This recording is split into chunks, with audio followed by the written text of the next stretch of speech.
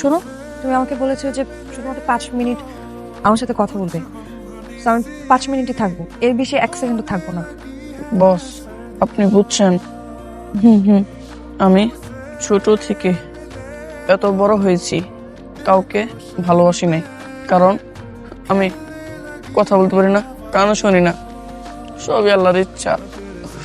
ওই দিন আমি যখন তোমাকে প্রথম দেখি, আমার খুবই ভালো লেগেছিল তোমাকে, তোমার চেহারা মাশাআল্লাহ। যখন তুমি দূর থেকে দেখতা আর আমাকে দেখে হাসি দিতা, তখন আমি বুঝতাম তুমি আমাকে বুঝো।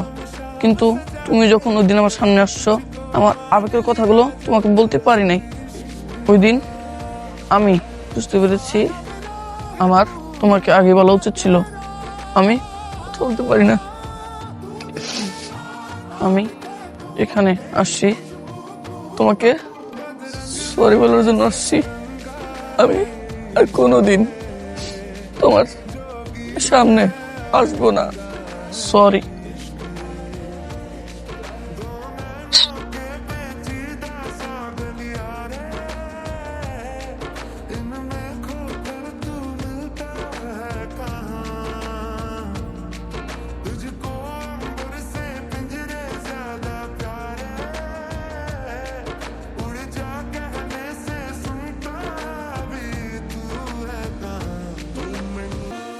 সাত সকালে কি এগুলি ছাদে গেল কিনা?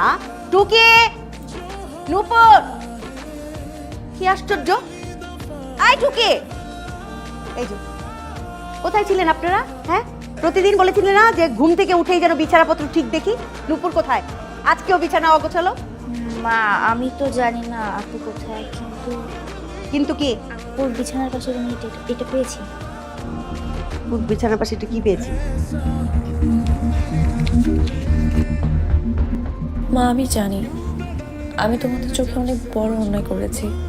পৃথিবীর কোনো সন্তান চায় না তার জন্য তার মা বাবা কষ্ট পাক, আমিও চাই না। কিন্তু মা, আমার কিছু করার ছিল না। তোমাদের পছন্দ করা ছেলেকে বিয়ে করলে হয়তো তোমরা খুশি হতে, কিন্তু মা, আমার কথাটি তোমরা একবার ভেবেছো? আমি চলে যাচ্ছি সেই পাহাড়ি রাজকুমারের কাছে। হয়তো কথা বলতে পারে না, তোমাদের সমাজের চোখে মানানসই না, কিন্তু আমার বিশ্বাস করো, ওর চোখে আমি যে ভালোবাসা দেখেছি, ও আমাকে কখনো অসুখী করবে না। ও আমার জীবনের সত্যিকারের রাজকুমার।